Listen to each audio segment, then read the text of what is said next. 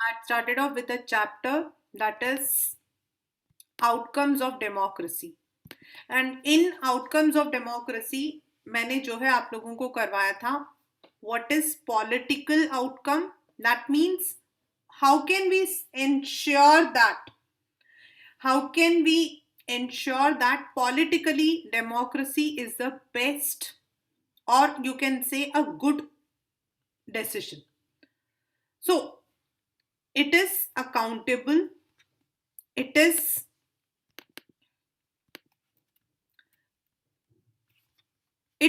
responsive, and third is it is also legitimate. Now what is the meaning of accountable? Means the government is answerable to the public. Why? Because the public is actually electing them.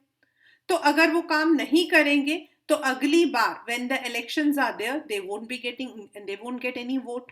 So they are accountable. Then they are responsive. Now there are so many aspects when people want certain provisions for them. They can be fundamental rights, they can be certain safety. और अगर कोई भी policy, अगर government कोई policy नहीं बनाती, उनके problems को नहीं सुनती, for example the prices of essential commodities increase, आपके जो प्राइजेस हैं एसेंशियल कॉमोडिटीज के, दैट इज आपका price inflation. And if people are shouting, अगर लोग उसको नहीं कर पा रहे, then the government has to be responsive. Pandemic first May, there was a complete lockdown. At that moment, many of the people had lost their jobs. हमारी जो economy थी वो एकदम से -25 पे आ गई थी, minus, because all the what we call economic activities were closed. Only basic grocery जो आपका बिल्कुल जरूरी है that was opened. So the people had incurred a loss, and specifically जो आपके lower middle class as well as the poor people. अब now they wanted कि government उनको जो है कुछ assure करे. So the government took out certain schemes. अगर उस वक्त में government responsive नहीं होती तो हो सकता है कि आने वाले जो इलेक्शंस हैं उसके अंदर they may not be given the votes. Third, if we look into autocracy, if we look into monarchy, if we look into any other military, तो उसमें आपका जो इलेक्शन होता है, there is no word called elections. There is no word called elections because the government is there is no government in fact. The king, the leader, the president, he is elected. वो खुद को अपने आप elect कर लेता है. And that can be used with any means. Like military में तो जबरदस्ती coup हो जाता है. In what we call as monarchy, it is the air, यानी कि विरासत में चलता है. So there is nothing like लोगों की कोई इच्छा नहीं है. Whereas in democracy, it is a legitimate. This is because we are choosing them through a proper mechanism called elections. Now, second हमारा आता है economic. Now, when it talks about economic, वहां पर हम कह सकते हैं that democracy is slightly lagging behind any other non-democratic regime, specifically dictatorship. Now the reason also is said कि this is because in democracy कोई भी decision जो है वो हम एक साथ एक बार में नहीं लेते हैं. We go through the debates, negotiations. There is lots of debates. Then with the majority only the policies are framed. But dictatorship में the person is dictator. सो इसीलिए कोई भी जो आपकी पॉलिसीज होती हैं, कोई भी डिसीजन जो होता है वो इमीडिएटली लिया जाता है. And that is why in economic spheres we can say that democracy is slightly behind any other non-democratic. Today we are going to start with the last part, that is social diversity. मैंने आपको पिछली वाली class में भी बताया था आप लोगों को that in social diversity what happens is we have left second chapter, and in the second chapter we could have read कि हमारे इंडिया के अंदर we are divided on the basis of religion, we are divided on the basis of caste, we are divided on the basis of gender. तो ये जो diversity है, this is it is not like कि हमारी ही country में है. Even if you go to US और एनी डेवलप्ड कंट्रीज, वहां पर भी you will be finding the difference between the races, blacks and whites. हमने वो चैप्टर छोड़ दिया है, but in that chapter you could have scene.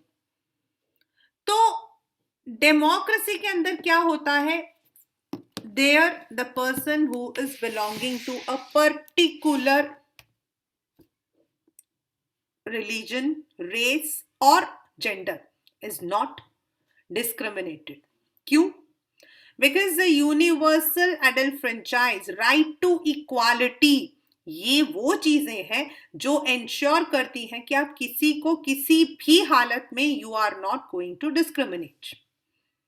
And then reservation policies आपकी, reservation for women, reservation for the underprivileged, वो भी इस बात को इंश्योर करता है that these social diversities do not divide the society.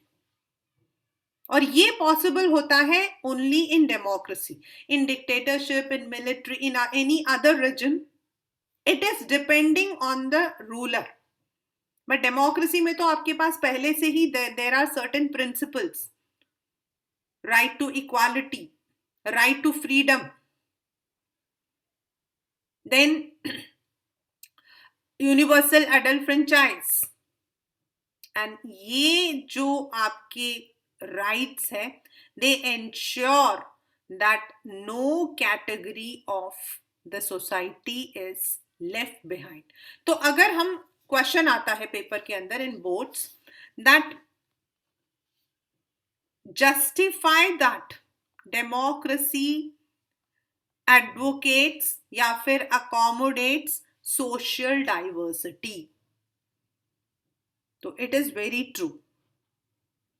Now how, let us come. मैंने आपको पहले ही बता दिया हमारे यहां पर क्या है, main and women are divided on the basis of the work they do. जैसे मतलब घरों के अंदर भी होता है, खाना बना रहे हैं, ओ ये तो लड़कियों का काम है, ये सेकंड चैप्टर में है भाई, ये मेरा पर्सनल नहीं है. This is all in the second chapter also.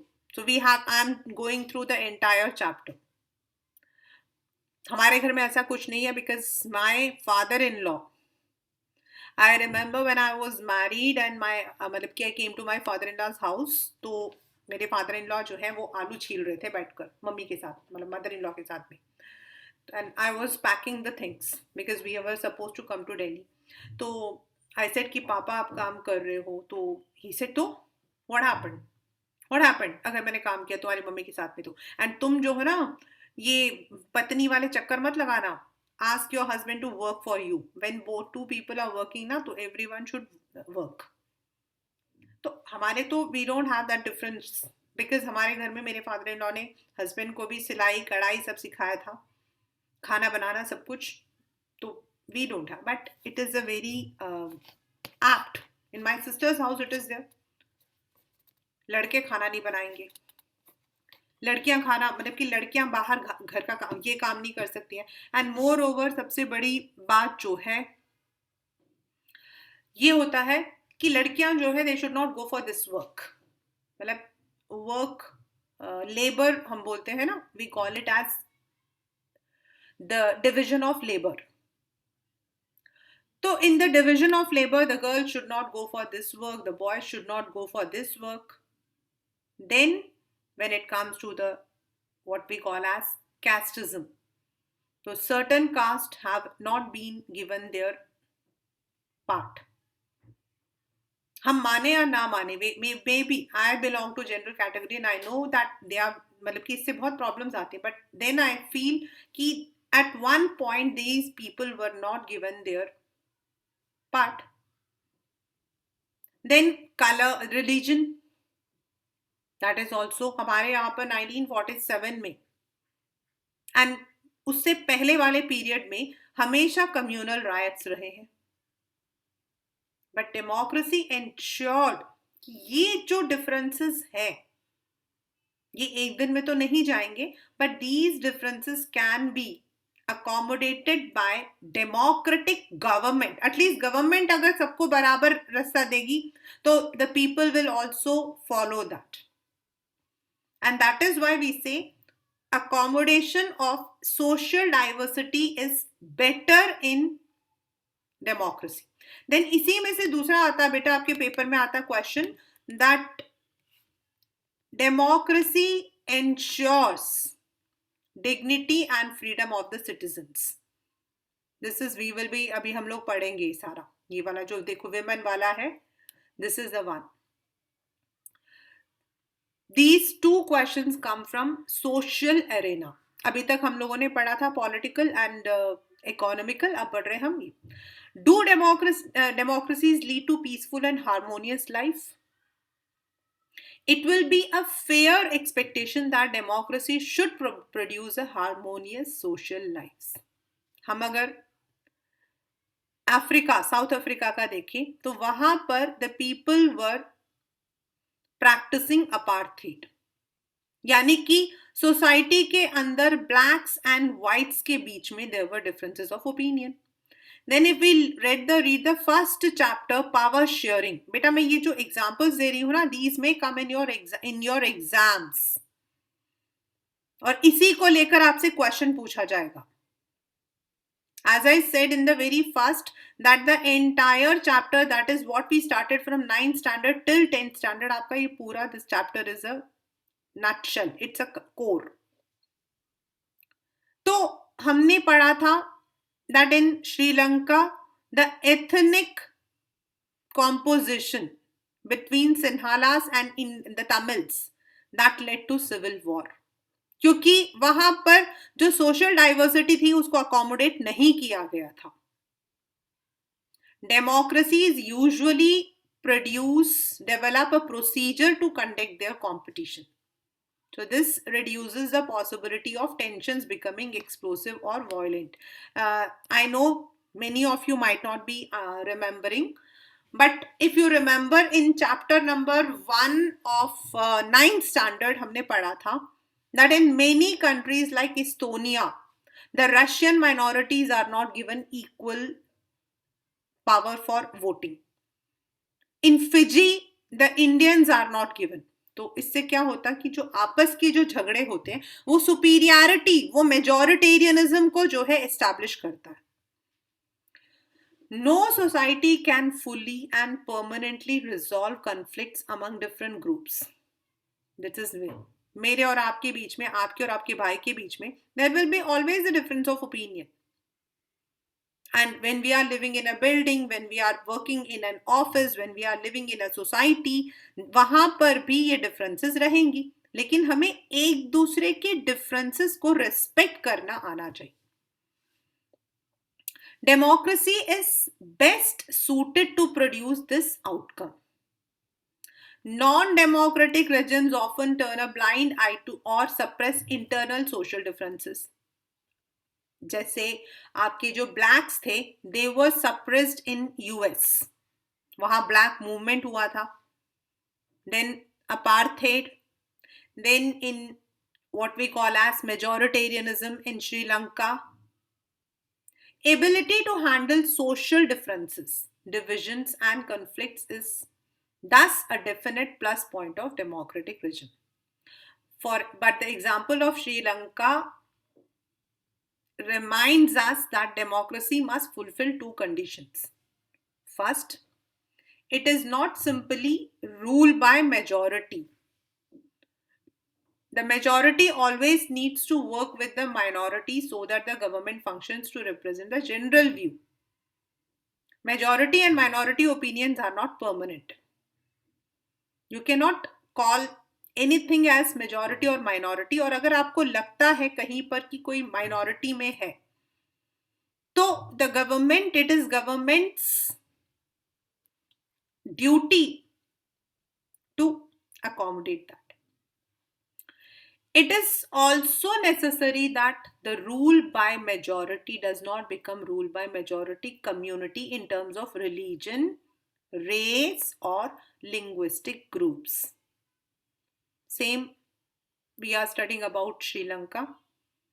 Rule by majority means that in case of every decision or in case of every election, different persons and groups may and can form a majority. Democracy remains democracy only as long as every citizen has a chance of being in majority at some point of time. ये मैं बताती हूँ कैसे. आप एक class में पढ़ते हो, आप सब क्लास में पढ़ते हो 10th स्टैंडर्ड में, ठीक है.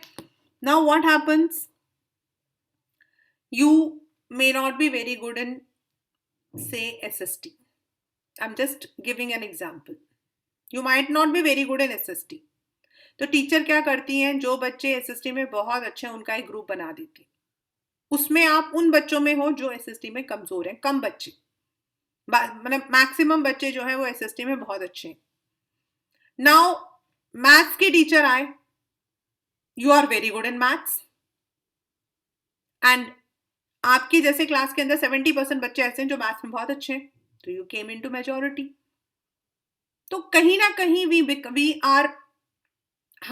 we must ensure कि we are also given equal chance.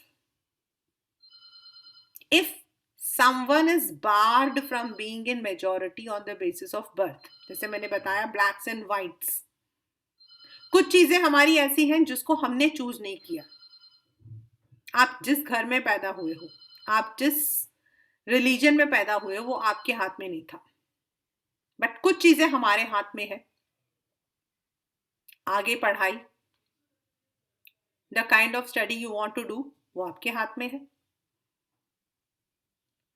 So if you are not given that equality, then democracy नहीं एस्टैब्लिश होती.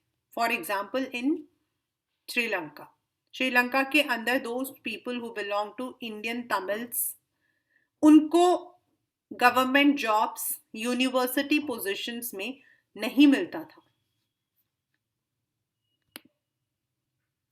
That is why they all were alienated. Now, how does democracy ensure dignity and freedom of the citizens?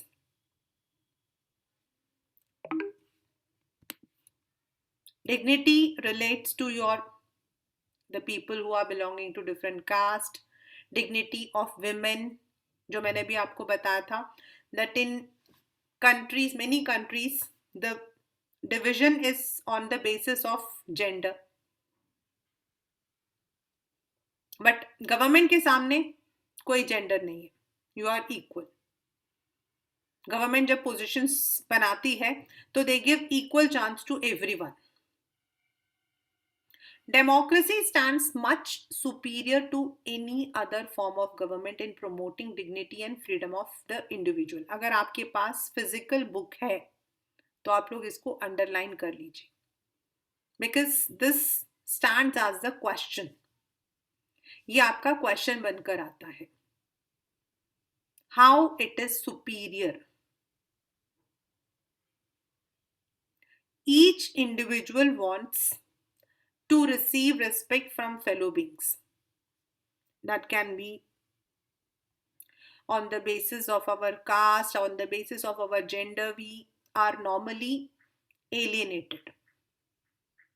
Often conflicts arise among individuals because some feel they are not treated with due respect. And I can cite many examples जहां पर कई बार लोगों को क्या किया जाता था, they were tortured.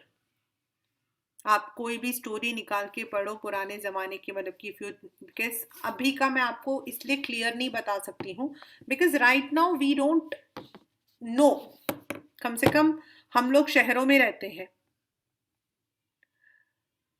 तो हमें नहीं पता है, आई डोंट नो, मैं अब मेरे को नहीं पता है, जस्ट आई नो लक्षित कौन है, वो तो ठकराल सर है इसीलिए मुझे मतलब उनका नाम लक्ष्मी ठकराल है, बट आई रियली मैं जब अपने क्लास उसमें लिखती हूँ ना तो I just right Riddhima, Lakshit, Yashika, Pratham, I am not bothered what are they. And अभी तो we are having the online classes, तो बहुत सारी चीज़ों का मतलब कि we have the what we call as, we don't even interact, but there was a time when I used to have my classes in out of, I used to have the maximum batch for SST, मेरे पास 70 students थे एक batch में। तो उस वक्त में मेरे पास ऐसे बच्चे होते थे जिसमें कम से कम 10 to 15 students belong to Muslim community, and they were so lovable, they were so lovable. But normally क्या होता है when we are working with the people, तो देर ये जो रेस्पेक्ट वाली जो बात होती है ना, we don't, we speak up. अभी तो government has reduce many of the words, like कुछ लोग होते थे वो जो नेपालीज होते हैं उनको चिंगीज बुलाते थे, अब it is unlawful, you are not suppose to call. तो sometimes the people who belong to underprivilege class, उनको गलत नाम से बुलाना, उनकी उनकी रिस्पेक्ट ना करना, in fact in the previous eras they were tortured, they were beaten to death. I have come to know about the stories, real stories. I'm not talking about the stories, I'm talking about the reality check, that to certain extent, जैसे under privilege cast है तो वहां death हो जाती थी तो उनकी dead bodies को भी कोई छूता नहीं था, that would be spread in the, मतलब वो सड़ जाता था। Then for the women there were so many restrictions. हमारे यहाँ पर पहले सती प्रथा था, उसको खत्म किया गया। देन वी हैड, मतलब सती प्रथा is a very, then widows के साथ में, उनके साथ में बहुत बुरा ट्रीटमेंट होता था। They were suppose to cut their hair, मतलब कि टॉन्श्योर करना पड़ता था उनको अपने बालों को, टॉन्श्योर मतलब गंजा। They were not suppose to eat or drink like a normal human. I have seen these kind of things in my, मतलब कि मैंने अपने उसमें देखा, and it really felt bad. क्यों? क्यों? हमने इंग्लिश के चैप्टर में पढ़ा था अभी सरमॉन एट बनारस में, दैट डेथ इज इनएविटेबल, और डेथ किसके साथ आएगा ये कोई नहीं जानता है। हमें लगता है कि ओके यार हम तो बहुत हेल्दी है, but who knows when something can happen to us. तो then why this difference is there? But this difference is there, still it is there. And कई बार पर्सनली मैं तो क्वेश्चंस कर देती, and I am also said to be very arrogant for this. मुझे सब लोग यही बोलते हैं कि तुम पढ़ी, मतलब कि अपने टीचर होने का ना बहुत नुकसान उठाते हो। मेरा क्वेश्चन होता है कि if a female is dead और मेल है तो तुम उसके साथ क्यों नहीं बुरा करते हो? और अगर मेल मर गया और फीमेल रह गई तो तुम कहते हो कि उसको ये कपड़े नहीं पहने चाहिए, उसको ऐसा खाना नहीं खाना चाहिए, उसको सामने नहीं आना चाहिए। क्यों नहीं आना चाहिए? क्यों नहीं आना चाहिए? I lost my father when my when the things came, I told my family members not to come in between. I said nobody would come in between. My mom will live as she was living while my father was there, and she lives like that only. अगर मेरी father की जगह मेरी mother पहले मर गई होती, मतलब उनकी डेथ हो गई होती, तो क्या हम अपने फादर को बोलते कि आप ये कपड़े मत पहनो, आप ऐसा मत खाना खाओ, यू मत करो? Why? But this is where the dignity of women is questioned. There are instances जब लड़कियों को पढ़ने के लिए बोला जाता है कि तुम्हें पढ़ के क्या करना है, तुम्हें तो जाके खाना बनाना है। और इसकी वजह से क्या होता है, that there is always a division of labour in our country. Democracies throughout the world have recognised, at least in principle, at least in principle मतलब कम से कम उन्होंने कुछ किया है, नहीं किया है, लेकिन उन्होंने एक्सेप्ट तो किया है। And this has been achieved in various degrees in various democracies. For societies which have been built for long on the basis of subordination and domination, मतलब ये मेरे से कम है या मेल डोमिनेटेड है, ये इतना इजी नहीं है. अगर आप लोग में से कोई भी चाहता है तो you can go to the second chapter, उसके अंदर पेट्रियार्चियल सोसाइटी करके एक पूरा है, उसमें आपको जो मैंने आप भी बताया है you will find that. Take the case of dignity of women. Most societies across the world were historically male dominated. Huh. You talk about Europe, you talk about any other country, everywhere once there was male domination. Long struggles by women have created some sensitivity. Today, the respect to and equal treatment of women are necessary ingredients of a democratic society. That does not mean that women are actually always treated with respect. As I said, these things are prevalent.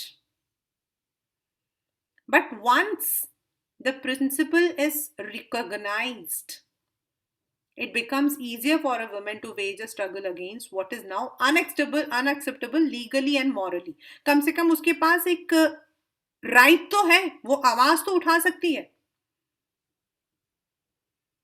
पहले तो वो भी नहीं था. In a non-democratic setup, this unacceptability would not have legal basis. क्योंकि वो कहाँ जाकर आवाज उठाएगी? Because the principle of individual freedom and dignity would not have legal and moral force. For example, हमारे यहाँ पहले राजा लोग रहते थे. जयपुर, अगर आप में से कोई बच्चा जयपुर गया हो, मतलब गए तो सभी होंगे, जयपुर इज वेरी क्लोज. आप लोगों ने वहां हवा महल देखा होगा, देखा है भाई? कोई तो गया होगा जयपुर. Yes, ma'am. लेकिन हवा महल नहीं गए. हवा महल तो रोड में ही है, उसको तो देखने की कोई जरूरत नहीं है. while you are passing through the Gandhi मार्ग, it is on the right side. Anyway, अगर आप हवा महल को देखते हो, look at the Google and you will find it. You will find that वहां पर ना छोटे छोटे they had made the windows. Now the why that windows were made? Because the women were not allowed to come out. तो अगर कोई भी procession होता था, कुछ भी होता था, तो विंडोज में खड़ी होकर वो विमेन जो है वो बाहर देख सकती थी. Means in the monarchy the women were subject to their husbands, to their kings. वो अपनी आवाज नहीं उठा सकती थी. हाँ, उनके लिए कोई प्रोविजन बन गया, that is good. But now the women have the rights. वो अलग बात है कि हम उठाते हैं नहीं उठाते हैं, that depends on us. The same is true for caste inequalities. मैंने अभी तक आपको women का already मैं बहुत कहानी सुना चुकी हूँ, but this is the truth बेटा. But yes, now we have the moral rights. You are not supposed to practice any kind of injustice to any kind of women. अभी तभी तो हमारे यहाँ पर इतने सारे जो पढ़ाई होती, मतलब वो होता है कैंपेन्स लाइक बेटी बचाओ बेटी पढ़ाओ. काफी अच्छे अच्छे मीम्स भी आते हैं उसके ऊपर कि बेटा जाकर पुदीना और धनिया लाओ.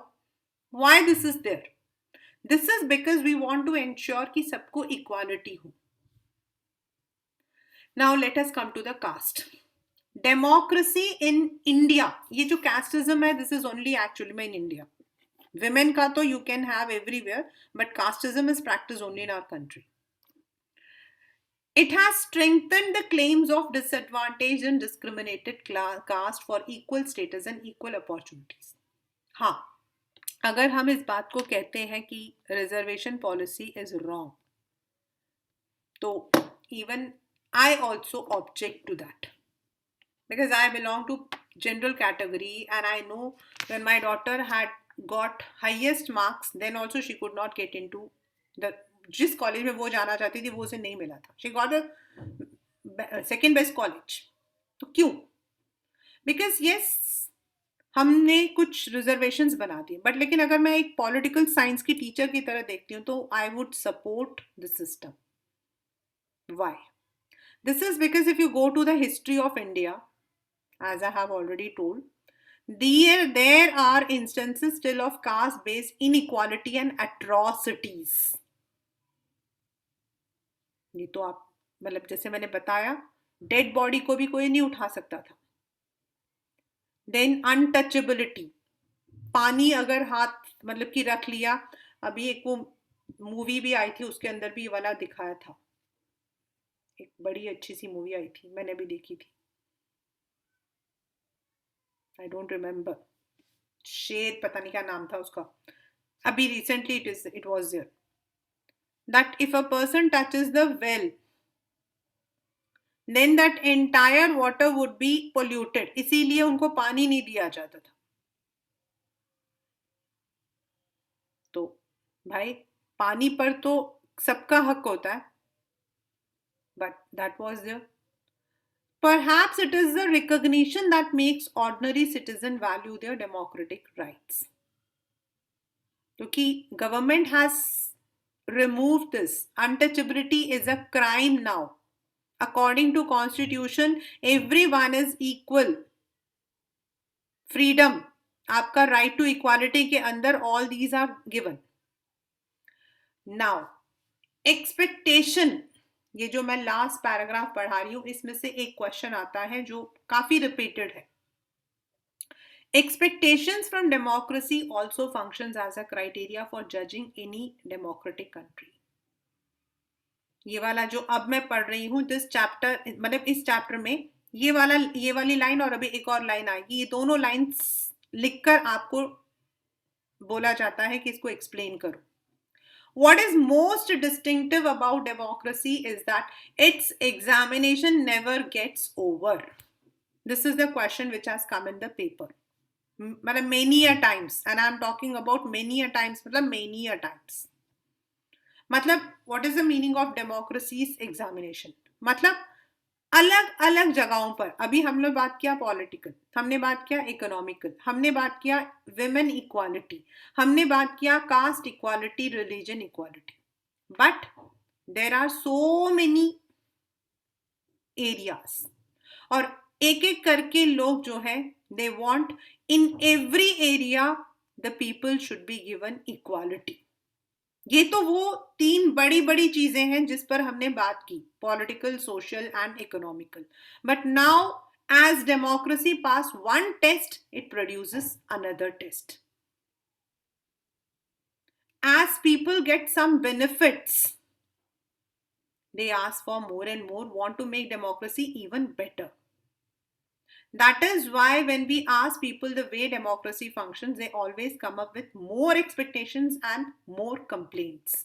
अब जो मैं लाइन पढ़ रही हूं, this is again the second question from this paragraph. The fact that people are complaining is itself a testimony to the success of democracy. Testimony का मतलब होता है evidence. अगर आपको कोई चीज पसंद नहीं आती तो आप क्या बोलते? यार मुझे नहीं पसंद आ रही, छोड़ो। लेकिन अगर आपको पसंद आ रही है और आप कहते हो यार इसके अंदर गुलाब जामुन था यार, साथ में अगर इसके ऊपर थोड़ा सा आइसक्रीम होता तो मजा आ जाता।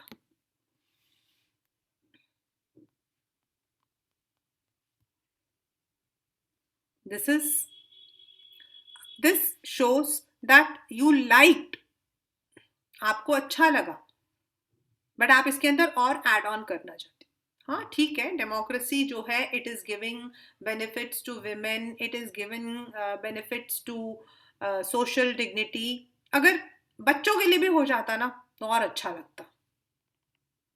That means we are expecting democracy to become better.